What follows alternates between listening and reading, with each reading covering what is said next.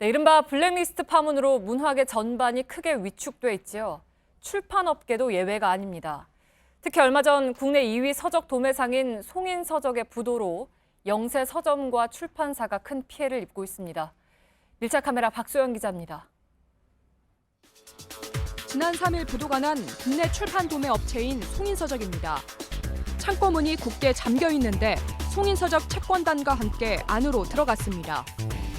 바삐 움직이던 컨테이어 벨트가 이렇게 멈춰섰습니다. 전국 서점에 유통되지 못한 채 이곳에 보관된 책들만 모두 40여만 권에 이릅니다. 5,900여 제곱미터 규모의 창고에는 갑작스레 운영이 중단된 모습이 곳곳에 남아 있습니다. 동네 서점으로 배송하기 위해 분류해 놓은 책이 덩그러니 남아 있고 출간되자마자 유통망을 잃은 신간서적은 빛도 못 본 채 창고에 쌓여 있습니다. 이 구역엔 독자들이 많이 찾는 책을 한 군데에 모아놨습니다. 이쪽을 보면 한 온라인 대형 서점 베스트셀러 순위권에 오른 책들도 쉽게 찾을 수가 있습니다.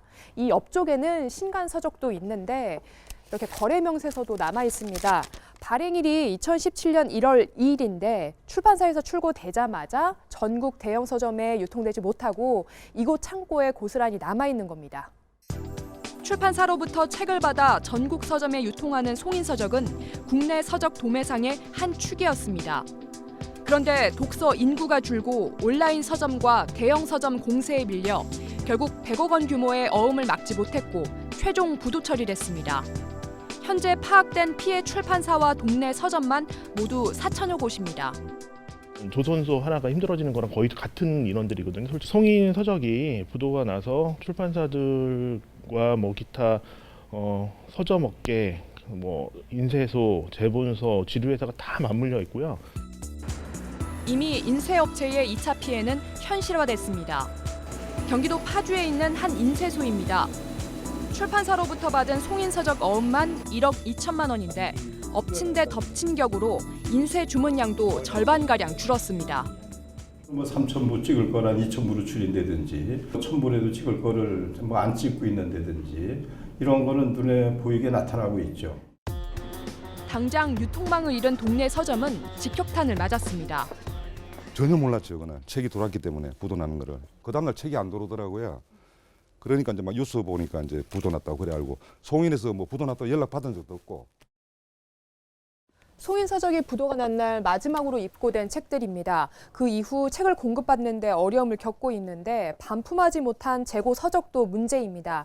이곳 서점만 피해액이 8천만 원에 이르고 있습니다. 문화체육관광부는 피해를 줄이기 위해 80억 원 규모의 대책을 발표했지만 이미 세워진 예산을 조기 집행하는 것이어서 현장에선 미봉책에 불과하다고 말합니다. 정부 쪽의 출판은 통제 대상이었어요. 그다음에 내부적으로 들어와서는 블랙리스트 만들고 우리 사회 문화 산업의 기반이 되는 출판 산업에 대한 지원에 이렇게 지금 아직도 무심정하다라는 거는 참으로 좀 개탄스러운 일이라고 하지 않을 수 없습니다. 동네 서점과 영세 출판사의 위기는 당장 독자들이 체감하지 못할 수 있습니다. 하지만 출판 산업이 흔들리면 우리 문화 전반에 그 파장이 미칠 수 있습니다. 독자들의 관심과 정부 차원의 대책 마련이 필요할 때입니다. 밀착 카메라 박소연입니다.